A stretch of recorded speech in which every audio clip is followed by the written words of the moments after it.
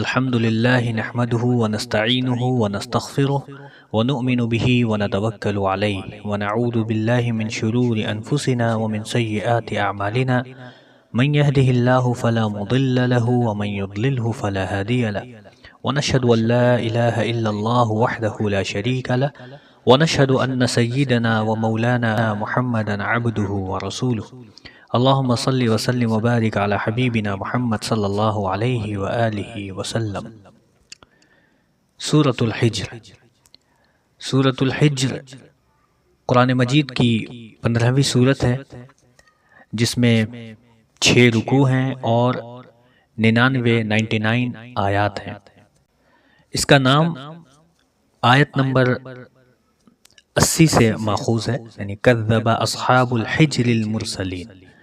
اس آیت سے اس کا نام جو ہے ماخوذ ہے۔ اس پوری سورت کو پڑھنے سے ایسا اندازہ ہوتا ہے کہ اس سورت کا جو زمان نزول ہے وہ سورہ ابراہیم سے فوراً ہے، یعنی سورہ ابراہیم سے متصل زمانہ سورہ حجر کا بھی ہے۔ اور اس کے پس منظر میں 2 چیزیں بالکل صاف نظر آتی ہیں۔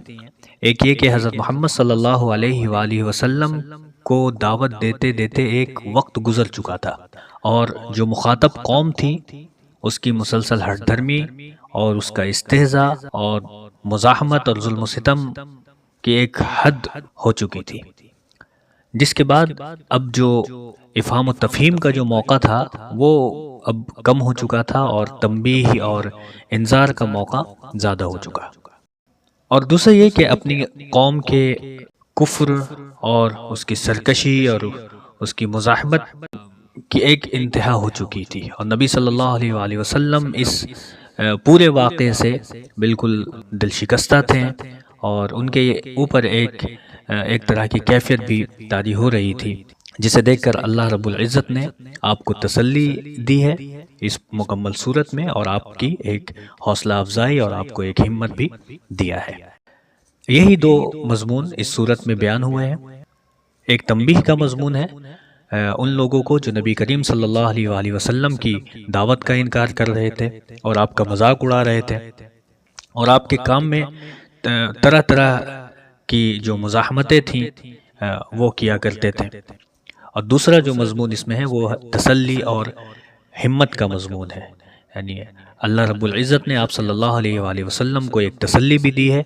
اور ایک ہمت بھی دی ہے، ایک حوصلہ دیا ہے۔ لیکن اس کا یہ مطلب نہیں ہے کہ یہ سورت افہام و تفہیم اور نصیحت سے خالی ہے، بلکہ اس میں افہام و تفہیم اور نصیحت کا بھی پہلو ہے، مکمل اس کو جو ہے اگنور نہیں کیا گیا ہے۔ قرآن کریم میں کہیں بھی اللہ تعالیٰ نے صرف اور صرف تنبیہ یا خالص ایک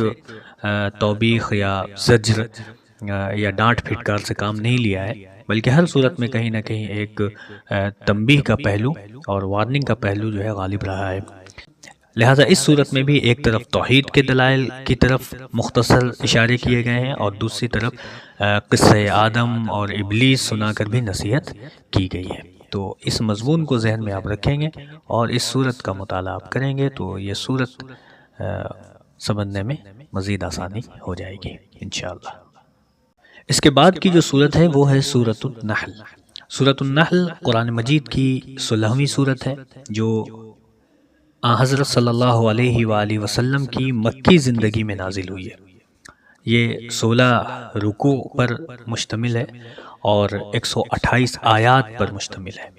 اور اس سورت کا جو نام ہے وہ آیت نمبر 68 کے فقرے سے ماخوذ ہے، وَأَوْحَى رَبُّكَ إِلَى النَّحْلِ وَأَوْحَى رَبُّكَ إِلَى النَّحْلِ۔ تو یہ آیت نمبر 68 میں یہ لفظ آیا ہے اور وہیں سے ماخوذ ہے، اور اس کا نام سورۃ النحل ہے۔ اور نحل کے معنی شہد کی مکھی ہے، یعنی ہنی بی کو نحل کہتے ہیں۔ یہ بھی محض علامت ہے، نہ کہ پورا موضوع بحث ہے۔ ایسا نہیں ہے کہ اب اس میں صرف شہد کی مکھیوں کا ہی ذکر ہے، شہد کی مکھیوں کا بھی تذکرہ آیا ہے اور وہیں سے اس کا نام جو ہے لے لیا گیا ہے۔ اس کی جو آیات ہیں،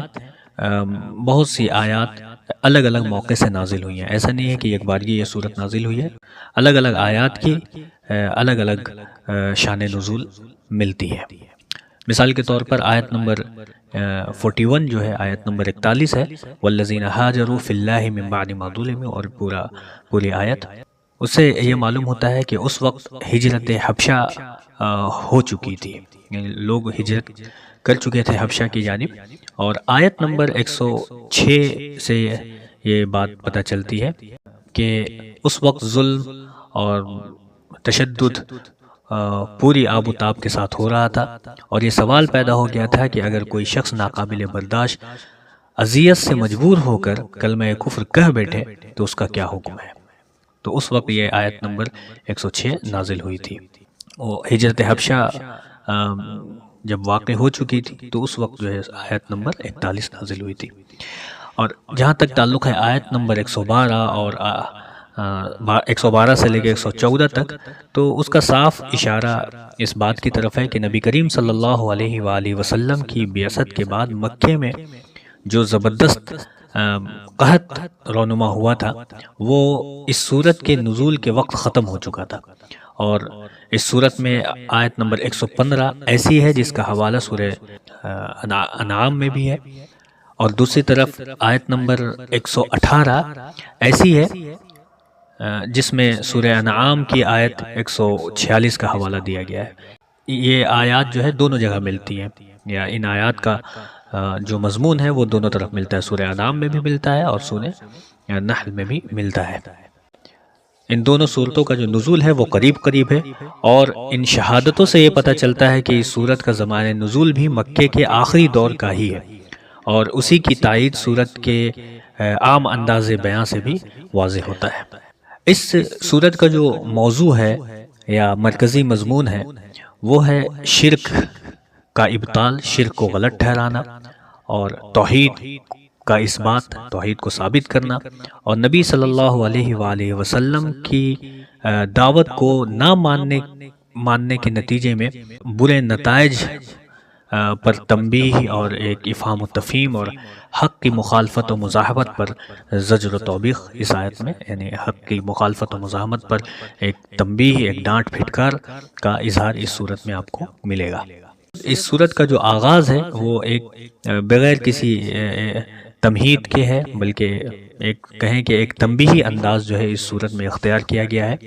کفار مکہ بار بار کہتے تھے کہ جب ہم تمہیں جھٹلا چکے ہیں اور کھلم کھلا تمہاری مخالفت کر رہے ہیں تو آخر وہ خدا کا عذاب کیوں نہیں آ جاتا جس کا تم ہم سے وعدہ کرتے ہو، یا جس کی دھمکیاں تم بار بار ہمیں دیتے رہتے ہو، خدا کا عذاب آئے گا، خدا کا عذاب آئے گا، وہ عذاب آ کیوں نہیں جاتا جبکہ ہم تمہیں جھٹلا چکے ہیں، تمہیں کھلم کھلا تمہاری مخالفت کر چکے ہیں۔ تو اس بات کو وہ بالکل ایک تکیہ کلام کی طرح دہرایا کرتے تھے کہ ان کے نزدیک یہ محمد صلی اللہ علیہ وآلہ وسلم کے پیغمبر نہ ہونے کا سب سے زیادہ واضح ثبوت ہے کہ یہ ہمیں دھمکاتے ہیں کہ عذاب آ جائے گا، وہ ہمیں رسول مان لو، اللہ کو ایک مان لو، لیکن اب تک تو کوئی اس طرح کا عذاب آیا نہیں۔ تو اس سے پتہ چلتا ہے کہ یہ جو خود کو نبوت کا حامل کہتا ہے، خود کو نبی ہونے کا دعویٰ کرتا ہے، ایسا لگتا ہے کہ یہ بالکل جھوٹ بول رہا ہے، نعوذ باللہ۔ اس پر فرمایا گیا، قرآن کریم میں آیت آئی کہ خدا کا عذاب تو تمہارے سر پر کھڑا ہوا ہے، اب اس کے ٹوٹ پڑنے کے لیے جلدی نہ مچاؤ،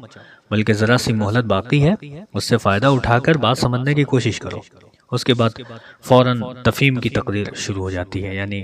صورت میں اس آیت کے مضمون کے بعد جو ہے ایک افہام و تفہیم کا انداز جو ہے اختیار کیا گیا ہے اس پوری صورت میں۔